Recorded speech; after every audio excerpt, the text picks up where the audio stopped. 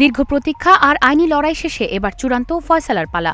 Cricketer Nasir Hossain ও তার স্ত্রী তামিমা সুলতানা তাম্মির বিয়ের বৈধতা নিয়ে যে বিতর্ক শুরু হয়েছিল তার রায় ঘোষণা করা হবে আগামী ১০ জুন। আদালত কি তাদের সাজা দেবেন নাকি তারা পাবেন খালাস? গোটা দেশের নজর এখন সেই রায়ের দিকে। ঘটনার সূত্রপাত ২০২১ সালের ফেব্রুয়ারিতে। রাকিব হাসান অভিযোগ করেন তাকে আইনিভাবে তালাক না দিয়েই নাসির হোসেনকে বিয়ে করেছেন তামিমা। মামলার অভিযোগে বলা হয় ২০১১ সালে রাকিব ও তামিমার বিয়ে হয় এবং তাদের ৮ বছরের একটি কন্যা সন্তান রয়েছে। এই সম্পর্কের মাঝেই তামিমাকে প্রলুব্ধ করে নিজের কাছে নিয়ে যান নাসির, এমনটাই অভিযোগ আনেন রাকিব।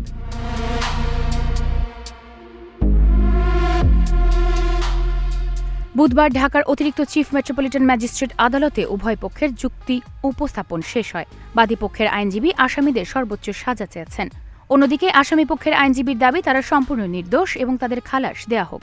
এর আগে ৩০ মার্চ নিজের পক্ষে সাফাই সাক্ষ্য দিয়ে অভিযোগ অস্বীকার করেছিলেন তামিমা সুলতানা তাম্মি।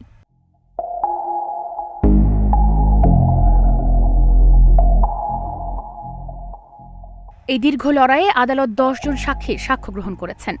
২০২২ সালে অভিযোগ গঠনের মাধ্যমে বিচার শুরু হলেও রিভিশন আবেদনের কারণে মামলার গতি থমকে ছিল কয়েক দফা। তবে সব আইনি বাধা পেরিয়ে গত ১৬ এপ্রিল শেষ হয় সাক্ষ্য গ্রহণ।